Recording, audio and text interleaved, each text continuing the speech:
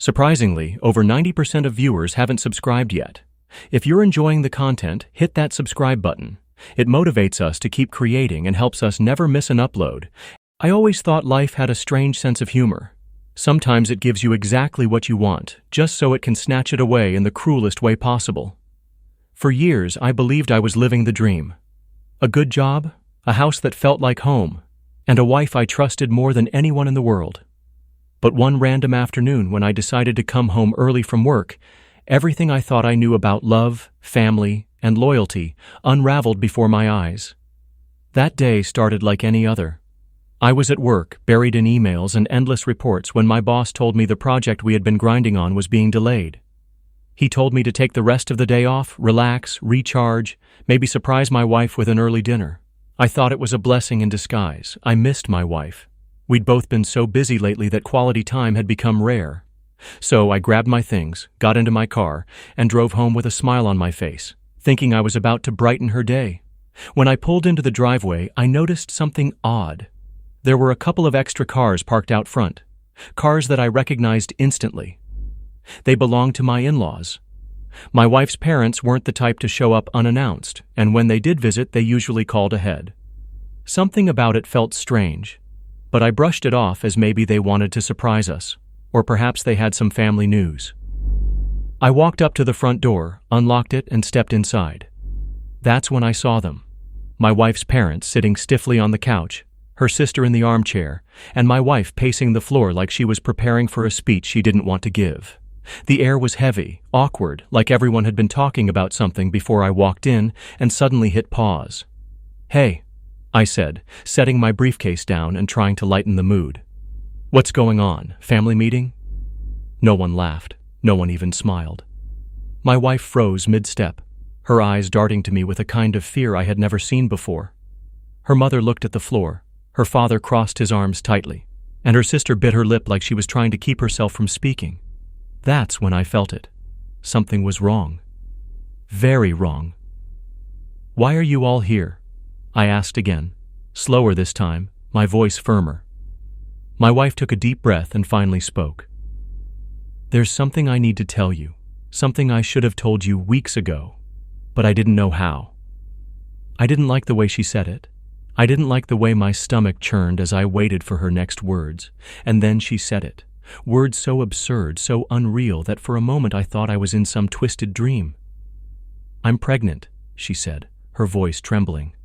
"But it's not yours. It's your sister-in-law's husband's. We're having this baby together." I blinked. I swear the room spun. My mind couldn't even process the sentence. My wife of 5 years, had just told me in front of her entire family that she had been with her sister's husband and that she was carrying his child. I just stood there, frozen, staring at her like I didn't even recognize the person in front of me. Her sister gasped, tears welling in her eyes as she turned to her husband. "Is this true?" she demanded. Her husband didn't deny it. He just sat there, pale, his silence confirming everything. The room erupted. Her sister screamed. Her mother sobbed. Her father cursed under his breath. Everyone was speaking at once, voices overlapping, accusations flying, emotions boiling over. But me? I didn't say a word. Instead, I reached into my pocket, pulled out my phone, and pressed record. If my life was going to fall apart, if the trust I had built with these people was going to be shattered, I wasn't going to let it happen in whispers and rumors. I wanted the truth on tape. I wanted every single word of this betrayal preserved, not just for me, but for anyone who ever tried to twist the story later. My wife noticed what I was doing, and her eyes widened. "What are you doing?" she asked nervously.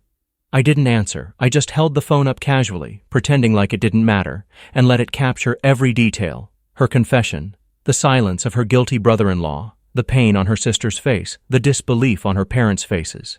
"This is insane," her sister screamed, turning on her. "You slept with my husband? My husband?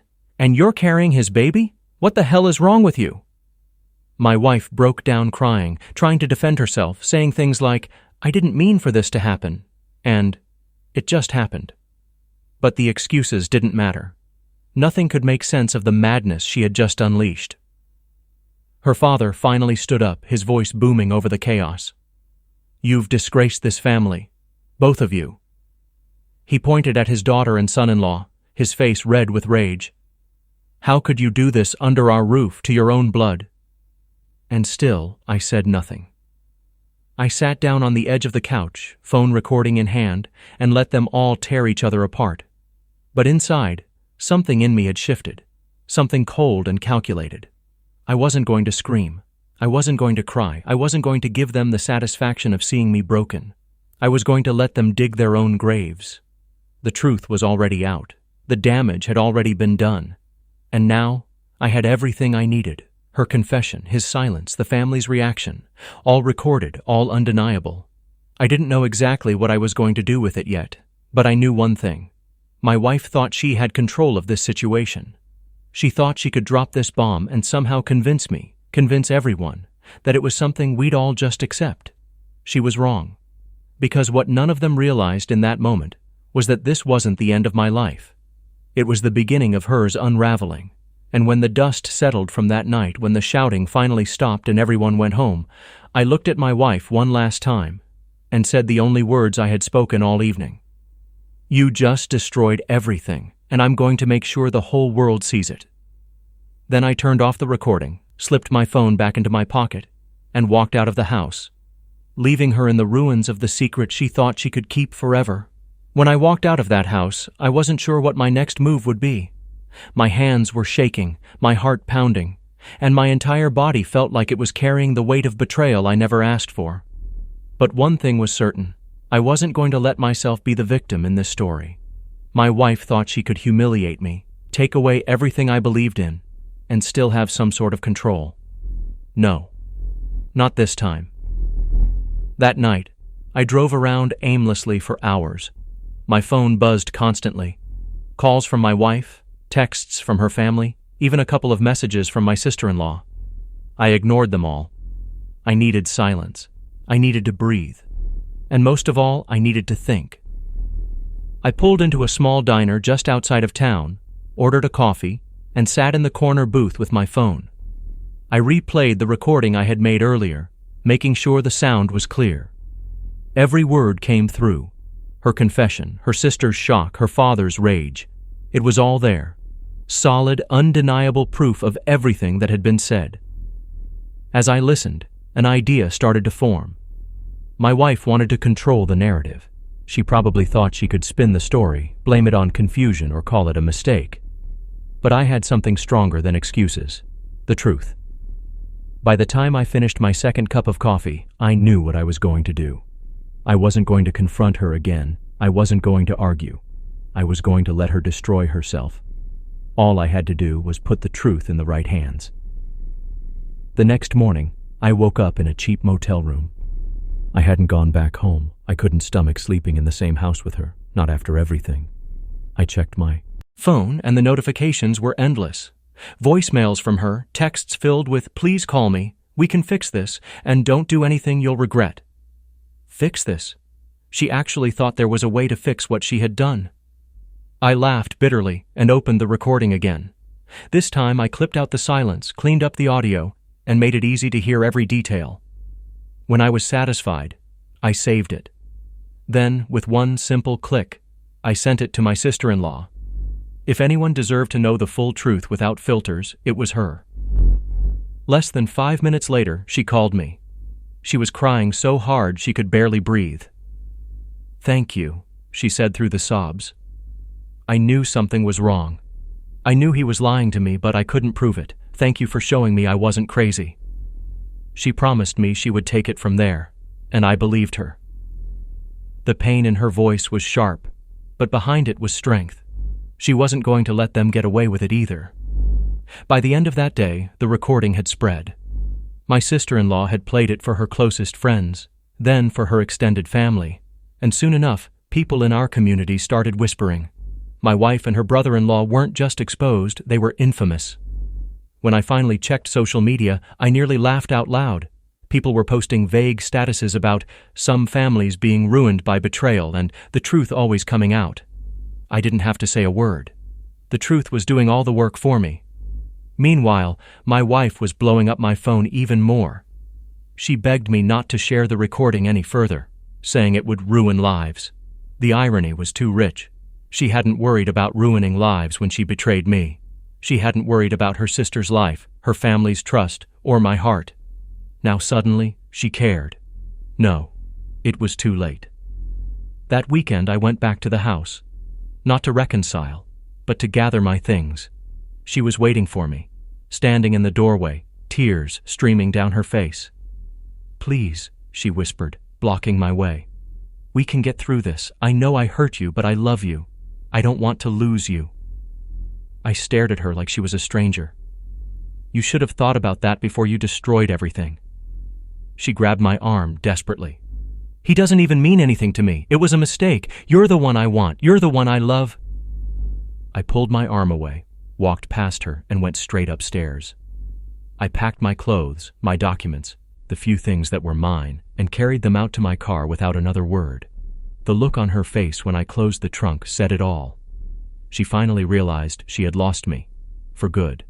But that was only the beginning of her unraveling. A week later, I heard through a mutual friend that my sister-in-law had filed for divorce. She wasn't going to tolerate her husband's betrayal, not after hearing the truth on tape.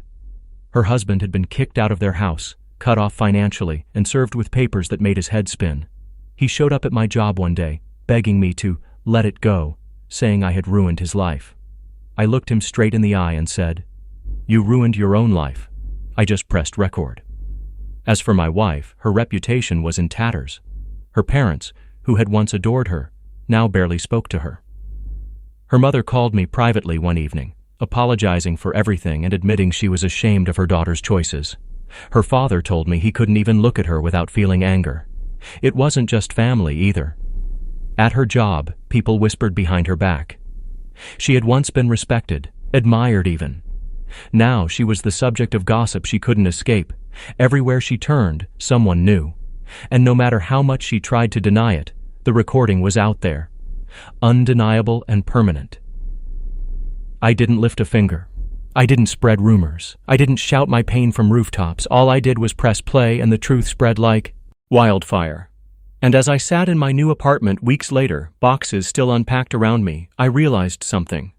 For the first time in months, maybe even years, I felt peace. Not happiness, not yet, but peace.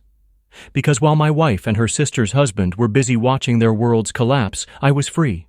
Free from the lies, free from the betrayal, free from the chains of someone who never valued me. I didn't destroy them. They destroyed themselves. And that was only part 2 of this story, because what came next, the aftermath that none of them saw coming, would shake their lives even harder. The weeks that followed felt like a storm that never stopped. Except, for once, I wasn't the one standing in the middle of the chaos. I was watching from a distance, calm, detached, almost relieved. My ex-wife, on the other hand, was drowning. Every call I ignored, every message I didn't answer, seemed to push her further into desperation. She'd try to catch me outside of work, try to bump into me at the grocery store, even waited outside my new apartment once. Each time I kept my composure. I didn't scream, I didn't argue. I just looked at her with the same coldness she had shown me when she betrayed me. That silence said more than any words ever could. But what I didn't expect was how quickly everything unraveled for her. Her sister's divorce was in full swing, and it wasn't a quiet one. Court dates, attorneys, custody filings, it was messy, brutal, and very public. The recording I made was the centerpiece of it all. Her sister's lawyer used it as evidence of betrayal, negligence, and moral failure. Every time my ex-wife's name came up in those court filings, her reputation dropped lower and lower. One afternoon, her sister called me. I hesitated before picking up, unsure what she wanted. When I finally answered, her voice was steady, calmer than I had ever heard her. "I just wanted to say thank you again," she said. "This has been the hardest fight of my life, but because of you, I'm not fighting blind. I know the truth, and now the court knows it too. He can't lie his way out anymore." I told her she didn't owe me thanks, that she deserved the truth more than anyone. But as I hung up, I realized something. My ex-wife hadn't just destroyed me. She had destroyed her sister, her family, her own standing in the community. She had burned every bridge she'd ever walked on. Meanwhile, her soon-to-be ex-brother-in-law wasn't doing much better. He lost his job after missing too many shifts and showing up late, disheveled and distracted. Word about the affair had spread to his workplace too, and while no one outright said it, everyone knew. People don't respect a man who betrays his wife and humiliates his own family. He became a walking cautionary tale, and it ate away at him. And my ex-wife? The consequences were only beginning. Her parents were done supporting her. Her father, the man who had always defended her in every argument, finally told her point-blank that she wasn't welcome under his roof anymore. Her mother cried when she saw me once at the store, apologizing over and over, saying, "I don't know how she could do this to you." It must have been unbearable for my ex-wife to see her parents treating me with more respect than they showed their own daughter. But that's what happens when trust is broken beyond repair. Still, she didn't give up. She tried one last tactic: guilt. She left a long, rambling voicemail one night, her voice breaking as she said, "I don't have anyone left. Everyone's turned their back on me. Please, can't we just start over? I made a mistake, but you were always my rock. You're the only one who can help me put my life back together." I listened to the whole thing in silence, and when it ended, I deleted it. Because starting over wasn't an option. She had made her choices, and now she was living with the consequences.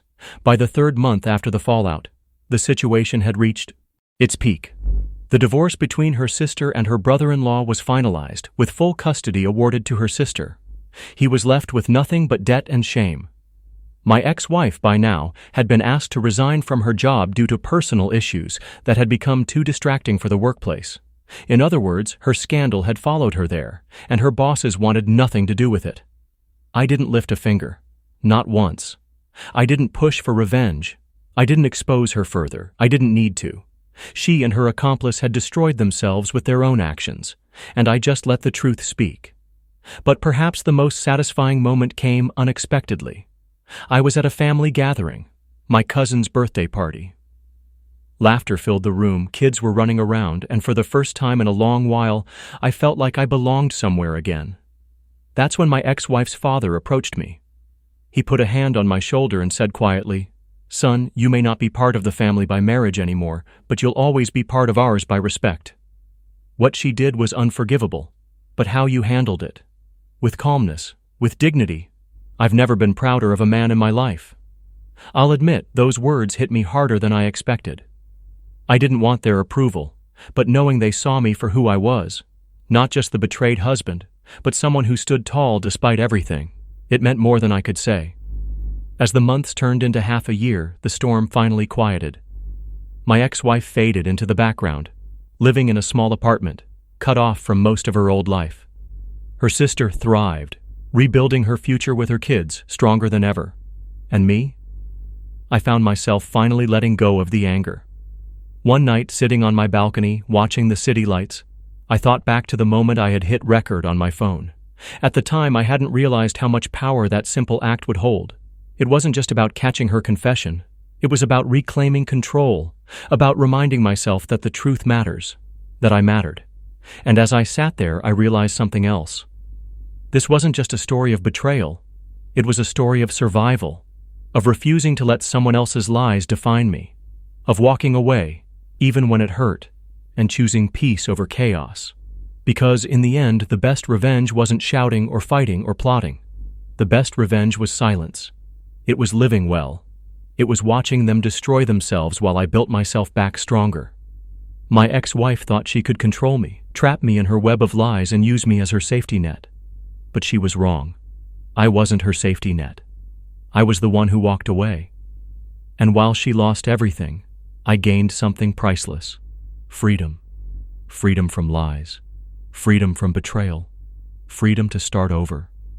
And as the night air filled my lungs, I promised myself this. I would never let betrayal harden my heart, but I would never ignore my worth again. The storm was over, and I had survived.